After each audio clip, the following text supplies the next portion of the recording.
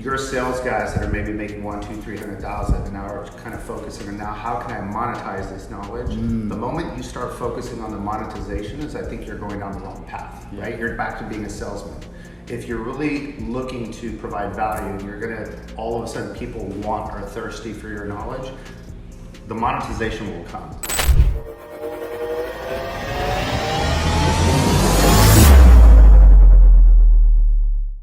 What's up, guys? Welcome back to the Sales Talk with Solar Pros podcast, and we're coming at you from Playa del Carmen, and we've got two really special guests today. We've got Arne Giske, and we're actually at his house.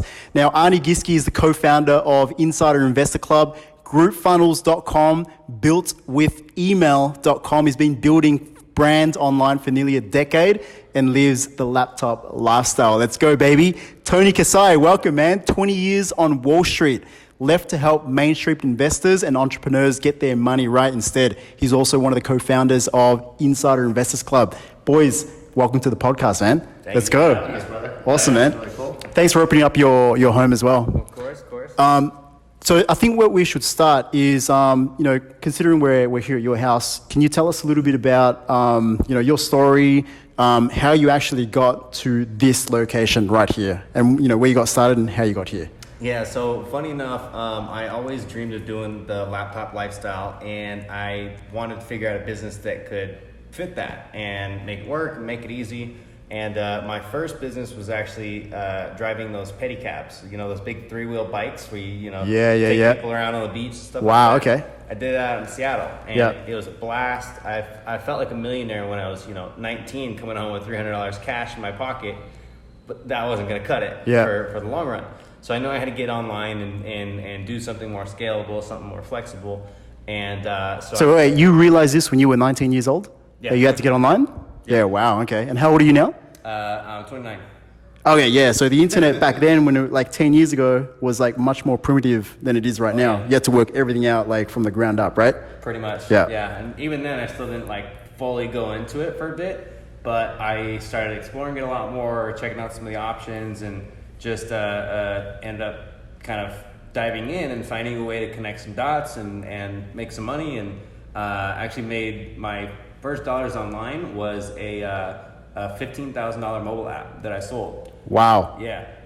Ty Lopez, eat your heart out, man. Yeah, right. So that was basically I was helping a buddy of mine who had an agency and helping find him some clients. So obviously that first 15 grand wasn't all mine. Yeah. But having met somebody online, connecting with this other developer, we get a deal done, and I get this fat commission check of a few grand, and I'm 20 at the time. I'm like, okay, let's keep going here. So you basically found the product, found the a customer, and you basically built you put the deal together. Exactly.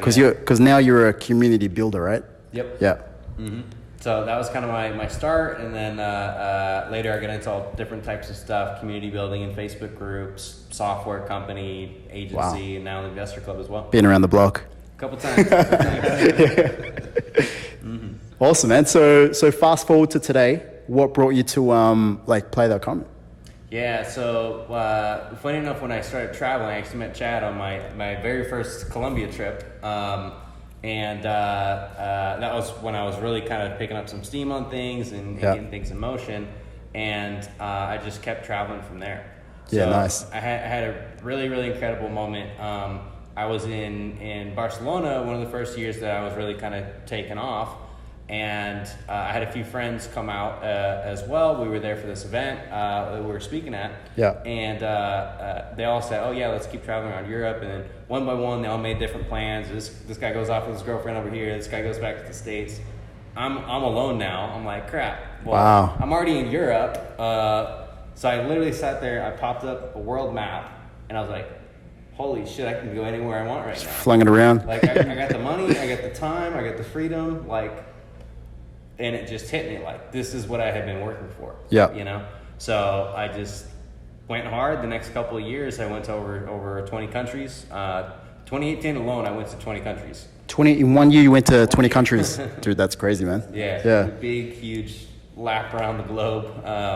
And yeah, it was a blast. Wow, man. And we're going to get into that a little bit more. But Tony, we're interested to know more about how you spent like 20 years on Wall Street, and then what made you, go into... Yeah, man, for me, it was, it's kind of almost like an opposite experience that he had. Sometimes I look back at what he's experienced now. 20 countries, most people haven't been to that in their entire lives, and he did that in 1 year, right? So I admire so much hanging out with people that are a little bit younger and all these opportunities that are out there. But for me, if you've ever seen the movie Pursuit of Happiness with Will Smith, where he wants to be a financial advisor and he gets into the business, and that's what I thought I wanted to do. But my parents weren't wealthy. I didn't go to an Ivy League school, and I didn't think it was possible. But I made it. I was at Morgan Stanley, just literally identical to that movie. That movie's pretty dead on. He starts at Dean Witter. I was in the World Trade Center about 10 days before the planes came in. No. And so that's how long I was in the business. A partner of mine who ended up being a business partner of mine was actually in the building when the plane came in. Wow. Fast forward about 20 years of being in Wall Street. Everything you see on Wall Street, man, the Wolf of Wall Street, all these negative connotations about Wall Street, it's true. It is. You never meet somebody that says, hey, I love my financial advisor, right? I walk in a room, what do you do? I'm a financial advisor. It's like saying you have herpes. Like everybody just doesn't want to talk to you. So I realized quickly, all right, there's levels to this shit, and there's people that are at the very top of these organizations that don't care if you make money, he makes money, or I make money. The financial advisors are making money, the firms are making money, the people who you think are protecting you, the SEC, FINRA. I'm now banned from these organizations because I wanted to talk about it, but they silence you. It's literally like the mafia. It's a for-profit agency that Congress has empowered to protect investors, but they're not protecting investors. Wow. Think about what happened with the mortgage crisis. Wells Fargo in the United States, they were literally faking accounts just to hit their bonuses. What happened? They got hit with a $500 million fee. They're still fine. But what happened to your ATM charges? It went from $1 per fee to $3. We end up paying the price, they still stay there. So these little things are the things that I wanted to expose. And then so I put myself in an environment where I didn't know what masterminds were. I didn't know what podcasts were. Arne and I met about 3 years ago, and he brought that skill set to me, and he says, look, I've seen you talk from stage. I've taken your advice on how to really make money. What if we started taking this to the masses? And that's kind of how this started. Yeah, no, that's awesome. And, we've only just recently met as well, because I'm actually part of Inside Investors Club as well. And that's really opened my eyes to the world of investing. And since then, I've seen a lot of your posts as well. Now, you mentioned that you were the Wall Street guy. Now you're the anti-Wall Street guy, Yeah. Some of the people that I've spoken to, sales guys, they want to get into investing. There's a lot of BS out there, and, they're really uncertain. Things are really complex. And then when you throw in there that, these firms are out there to actually get you, they're predatory, what are some of the things that they should actually be looking out for? And what suggestions would you give to them to be able to get into investing, keeping their money and multiplying it? It's an interesting question, because I think for me, the most vulnerable or rock bottom for me was being in that world. And about 7 or 8 years ago, I found out that one of the people that was like my brother had started a Ponzi scheme. So I lost everything, $5 million, my personal money, my family money. I was to the point where I was suicidal. I could not drive the car fast enough and drink. Shame on me for putting other people in danger, but when you lose your own money, it's one thing. But when you lose somebody else's money, it's people that you have to look in their eyes and you have to be like, man, that's fucking sucks losing money. It's almost as painful as being betrayed by a relationship, if not more, right? Yeah. So going through that, I realized that anybody can fuck you over. And it's not just Wall Street. It can be family. It can be whatever. So to answer your question, and I think kind of why we started Insider Investor Clubs and why I enjoy being on podcasts like this just to help people, is when we were growing up, it was embarrassing to talk about money. You weren't supposed to talk about how much you make, or you're just supposed to be a doctor, dentist, lawyer, etc. But now as entrepreneurs, it's a lonely world if you don't have a good core group of people now, right? So if you have a good tribe around you, whether it's an investment club, podcast, or people can reach out to you, now all of a sudden one person can say, well, that guy is shady, or this, watch out for this, or watch out for that. So having that tribe component where nobody has a vested interest in you, nobody's making a commission, I think that's probably the best way that people can stop from getting screwed over. But that's kind of why we started what we're doing, because I just hate when people lose money. When you lose money to a bad investment, it's one thing. But when you lose it to fraud, that shit hurts my soul. Because I've been there. Yeah. And for me too, like, I remember, because I'm the younger of the three business partners, we got obviously Jeff as well, who's not here, but you know, these guys kind of took me under their wing in a lot of ways, where I would come across deals or businesses for sale or this or that, and I would say like, hey guys, what do you think about this one? I think it's pretty cool, I like this and that. They go, no. Say, okay, why? You know, just open-minded. Like, so having somebody to just quickly shoot something down, but then tell you why. So then you learn, okay, what is that red flag? How does it show up? How are you going to see that in the future? And it's just adds to that stack of knowledge to make better decisions. So if you come in and you don't have any knowledge, you're going to make bad decisions that are just ignorant. And it's not ignorant because you're dumb, it's ignorant because you just haven't been in it. You know, so the more you can spend time in the game, see what's actually happening, see the results, not just the, you know, flashy lights of what's being presented to you, but have that experience, have that background. You can make better decisions. That's it. Yeah, absolutely. And honestly, your posts have actually opened my eyes as well, because just like Arne, it's, you know, having that additional perspective, you know, that comes from a lot of experience as well, that makes you think, wow, okay, I hadn't really seen things from this perspective before. Yeah. And it really does open my eyes to better investment decisions, which is what we all want. Yeah. And I definitely believe that a tribe is important, because I've definitely felt that in Inside Investors Club as well. You know, because you've got, like, you know, elite people in there who are very serious about investing and having a great time as well. Yep. But trust is incredibly important. You know, one thing we see a lot too when people get screwed over in investments is I'll ask them, I'll say, well, what did you invest in? They don't even know. Half the time they just were following somebody else's advice, or between crypto or this or tokens. The fuck did you invest in? You don't even know. So if you don't know the industry that you're investing, how do you know if you're going to get screwed or not, right? So that's why now, like, we kind of, that doesn't mean you just stay in one category. You obviously got to diversify. But if I don't know shit about crypto, I would rely on him. If I'm going to trust somebody in real estate, I want to talk to somebody that owns hundreds of units, not somebody that's just developing tomorrow. And I think that's one of the biggest mistakes I see where people lose, is they're just, Uncle Mike made money, so I'm going to invest in that, but they don't know what the hell they're investing in. So I think just staying into what you know, there's plenty of money to be made. Just stick to what you know, and with people that you can see success. Not the guy renting a one bedroom that's about asking you for $1 million investment. Yeah. And that brings me to my next question, because there's a lot of sales guys that are watching this podcast. They're all experts in their field of, you know, converting, you know, one single customer, moving on to the next one, moving on to the next one. With your experience, how can these sales guys leverage the information that they know to start creating passive income online, and they can, you know, live a similar lifestyle to what we're living over here? Great question. So there's a million ways to do it. You know, anybody can package up any skill that they have. Like, you could be a great barber and start teaching other barbers how to grow their shops, or how to do great haircuts, or whatever it is. Literally, it could be gardening. You know, it could be sales in a specific industry. You know, let's say if somebody's, you know, kicking ass and doing great like you guys, now you guys have the opportunity to go and teach other solar pros.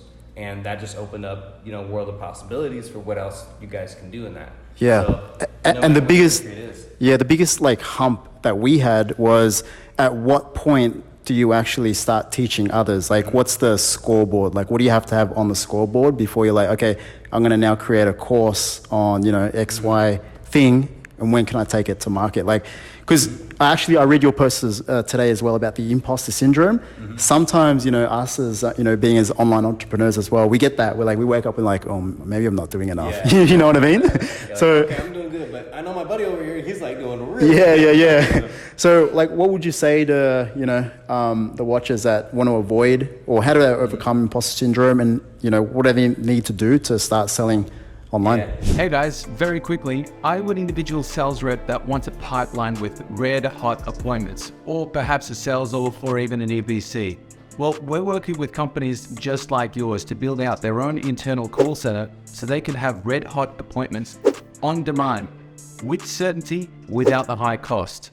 So if you would like to know how much a company of your size that can generate in terms of extra installs, get communication with us by clicking on the link below. I think the two biggest things is taking action and helping people. Because like imposter syndrome it comes from fear. It comes from I'm not good enough. It comes from I can't help people. But when you're actually in motion of helping somebody and giving them what you know and helping solve their problems, you don't think of that. You think of the person in front of you that you're helping, and then they get to go out and get whatever new result. And you're like, oh, cool, yeah, just help that person, awesome. Yeah. And it's cool too because there's levels with it, you know. Like some people say an expert is only one chapter ahead. I believe that, and I don't believe that because you know, if you're only on chapter 2, you can only teach people on chapter 1. Yeah. So you can have a very small, very novice pool of people that you can help get to that next level, and then you can't help them anymore. Yeah. You know, but if you're on level 10, you can help people all the way up to level 10, and that's going to help you create a better service experience, product, course, whatever, to help them get a whole lot further. Yeah. You know, because people just have some super generic thing. You're not going to go that far. You know, you might sell some crappy ebook, but nobody's ever going to go further than that. But if you can really, really solve a big problem for a specific person, you're set. Yeah. And to elaborate on that a little bit further too, it's like your sales guys that are maybe making 300,000 an hour, kind of focusing on now how can I monetize this knowledge. The moment you start focusing on the monetization is I think you're going down the wrong path, right? You're back to being a salesman. If you're really looking to provide value and you're gonna, all of a sudden people are thirsty for your knowledge, the monetization will come. When we started this, it was like people were asking, hey, like I just need help, And eventually got to the point where people were like, how do you even make money? It'll just come. And it literally does. And that's the organic, and people can resonate with that, right? We've all been pitched MLMs and hey, how are you doing? The guy's got a 6-pack. I know he's trying to get me in shape. You know what I mean? Like, you don't give a shit about my day. You want to sell me some formulas or whatever. So I think people, the genuineness of it, and to his point on those postings, you know, I was being in Wall Street, we weren't allowed to have social media. Oh, so really? This whole social media thing was new to me as well.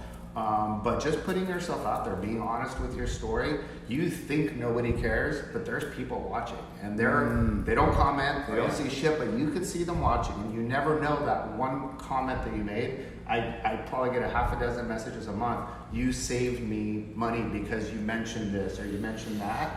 That's what makes it all worthwhile. And for every one comment you get like that, there's another 50 that took it advice, don't say anything.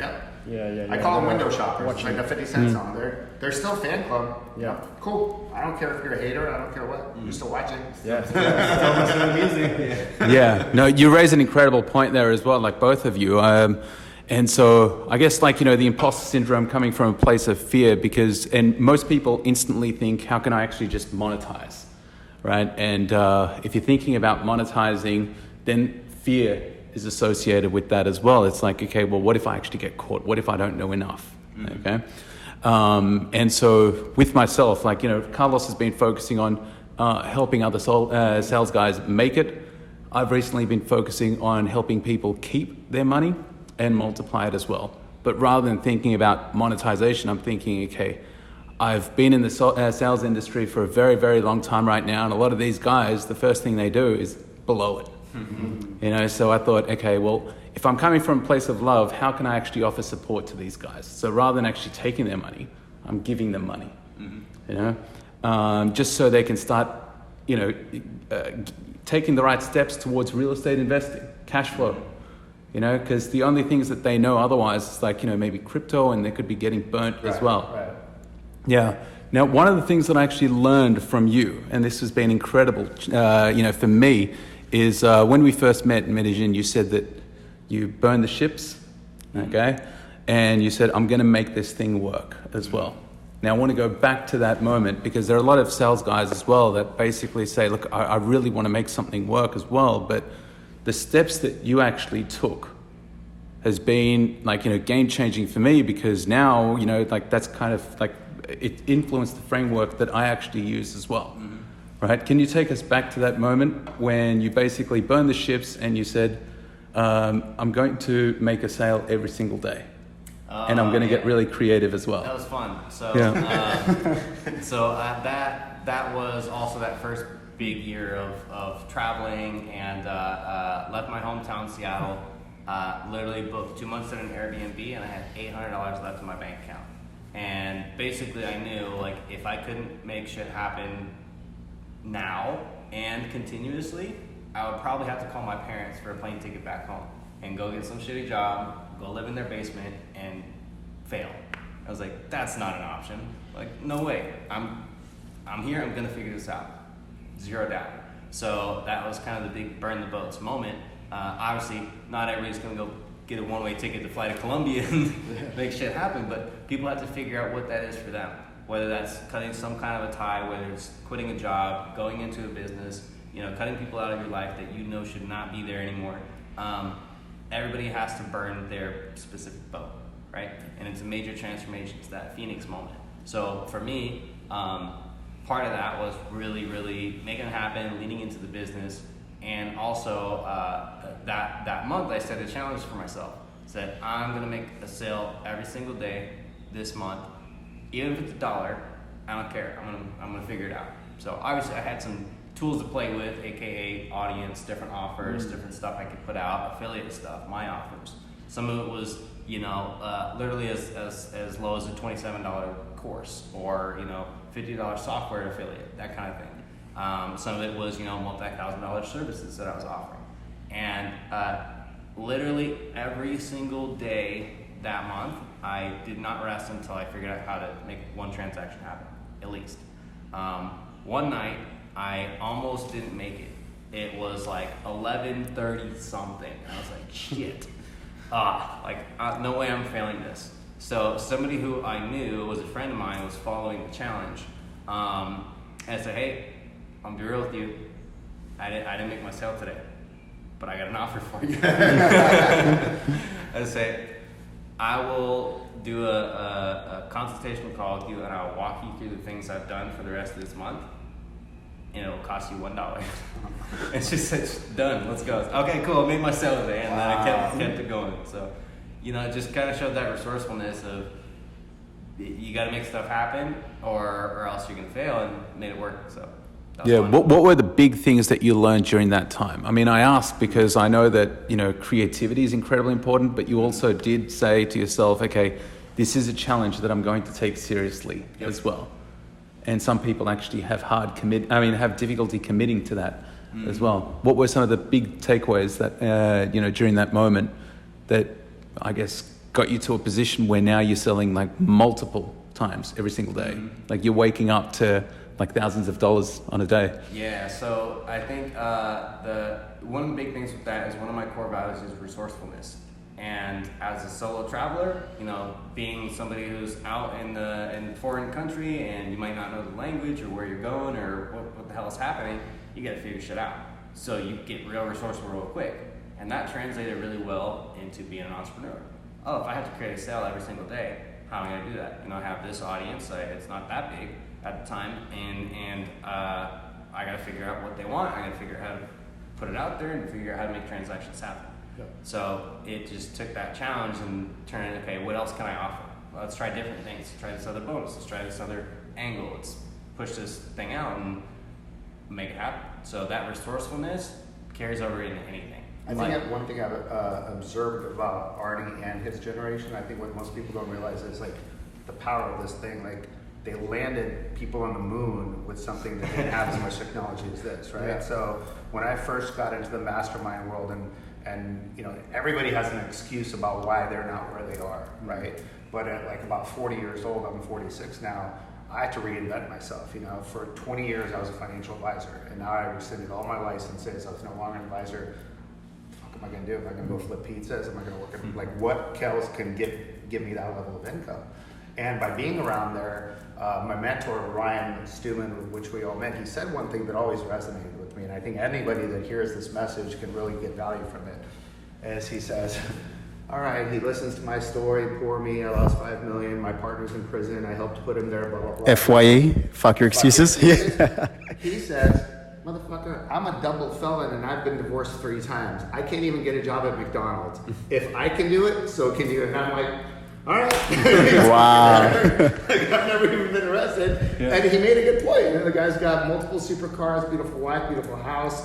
He figured out how to do it while he was in prison. And a lot of the thought processes in sales, and literally his first Apex meeting, I mean, if you read his books, was in prison, teaching other people how to like move money around. Wow, And shit. okay. So it really hit me to where with this, and as long as you have your health and your freedom, you have no fucking excuse. You really, really don't. It comes down to you. Do you really want it bad enough? When he says this pedicab story, he's selling himself short. You Google right now pedicab in Seattle, even though he hasn't done it in a decade, he's still the number one, baby. You Google it right now. Really? Face on a pedicab. Even though he hasn't done it in 10 years. Why is that? I'm gonna pull it up he right went now. out and he figured out SEO. He does stuff that I don't do. My brain doesn't work that. I cannot sit in front of a computer for 10 minutes. I'm obviously unmedicated ADD. People go watch shit. Seattle Go buy pedicab. courses. Look at that stud. Wow, man. After a decade, I love he's it. still I've number seen it one. in Seattle You know what I'm saying? pedicab. That resourcefulness, though, comes from a generation where you have access. You just go in front of YouTube. The fuck needs a college education? Unless you're going to go to be an astronaut or you're going to be an engineer, you know, medicine. This is your education. I started a podcast on my iPhone with the voice memos app in my parents' closet because that was the best audio in the house. He would literally go in the closet, close the door, and that was his. That was that. And to me, that's why I'm proud to call him a partner, because that's the shit that I didn't have. You know, Yeah. I grew up a traditional way, and now to see this, I can only imagine where I'd be if I knew what he has. At his age. Yeah, I got another cool story for that resourcefulness too. Like, he's actually my business partner on the Built with Email company, AJ. So I met him out here in Playa like 5 or 6 years ago, something like that, and we met through another mutual friend, and he was wanting to work with me on some stuff. So we're working on figuring that out. And then one of the days we went to one of the theme parks. And he was like, nah, I don't know, I can't go. I'm like, come on, why not? Let's go. And he's like, honestly, I can't afford it right now. And it was like, you know, $150 or whatever for the day. And I was like, $150? Like, we gotta fix that. What do you mean you can't come up with $150? Yeah. He's like, yeah, money's tight. I just don't have any, you know, new clients right now. I was like, I'll get you a client in the next hour. So we posted something of Wow. I think I remember the post. some special offer, like, because he was helping people with some Instagram and social media. And so I put it out there and I said, you know, this is my buddy AJ. He's been helping me out with some of my social media. Absolute wizard. He says he can do 5 consults and profile audits for, you know, just $100. First 5, and that's it. And they sold out in the next like hour. Wow, I And think he's- we spoke about that post, right? Yeah. Yeah, and that was like way back. And you know, we're sitting there an hour later. He's like, "You just made me $500." I'm like, "Yeah, cool. Let's go to the park."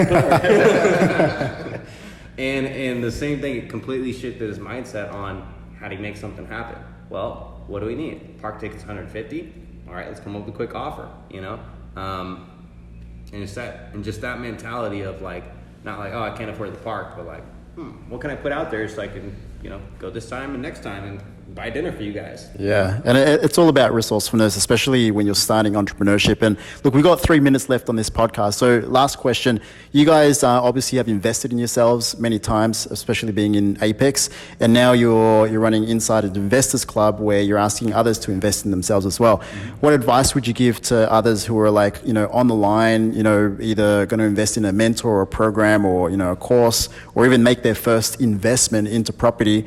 What advice would you give them to overcome their fears of making that first? Yeah, so number one, we always say, you know, start with investing in yourself, your skills, your business, because that's more in your control. You know, if you just give the money up, or if you don't have that much money to invest, and it says, you know, I got $10,000, what should I invest in? It's like, you should probably invest in your business, an income generating skill. Because even if you make 20% on 10 grand, you made $2,000, not that much. But if you can take that 10 grand, buy books, courses, mastermind, coaching, whatever, services to upgrade your business, that can add an extra 6-7 figures, right? So I always say, you know, start there till you get it to a different level. But most importantly, every super successful person I know has a high budget for reinvesting back in themselves and their business. Yeah. Everybody. Anybody who said, oh, I don't join masterminds. And then they're like, how come I'm not at the level I want to be at? They're limiting You're themselves. a bum. Like, yeah. you keep saying you don't invest in stuff like that, and you keep wondering why you don't have the Students paying right networks. now. is Yeah, building yeah, yeah. invested by Sim. So there's just levels to this shit. Yeah. Musk probably, Musk. But everybody. His homies with the other. He pays himself for advice. No, I think investing in yourself is key, and being on Wall Street and obviously getting, oh, what would you do with $10,000? That's the first answer I get is put it back on yourself. You have no business buying stocks. You have no business buying crypto and shit. First, invest in yourself. And going back to your other question earlier, a good friend of ours, Dan Fleischman, who loves to give value, one of the greatest, like, I think was the youngest entrepreneur ever to take a company public. Great guy, always a giver. Anyways, wrote a book, I think it's $1, but it's about building your own personal brand. You have a story, everybody in this room has a story, and investing into that for less than $1,000, building your personal brand. Going back to how do I pivot and how do I sell, or what do I know? First, brand yourself. You have a name, buy that domain, buy that access, your story, your family story, even the things that you think are scary or vulnerable, be it, crises, people resonate with that shit. Yeah. The moment I was afraid to talk about it is when all of a sudden I felt like, you walk, imposter syndrome will kick in. But when you're brutally honest, nobody can talk shit about you because fuck, go listen to my first podcast. You didn't find anything about me. You follow me? Yeah. But your personal brand is your single biggest investment. It costs less than $1,000. You buy his book and he tells you for less than $1,000, he teaches you how to build an empire just off your own brand name. Yep. Wow. So many nuggets, guys. Tony, Arne, thank you guys so much for jumping on this podcast. We're going to call this part 1 because I know this is going to be the start of a really long and fruitful relationship. But thanks again, guys. Thanks for opening up your house. Thank you guys. Appreciate Let's go. it. Thank you.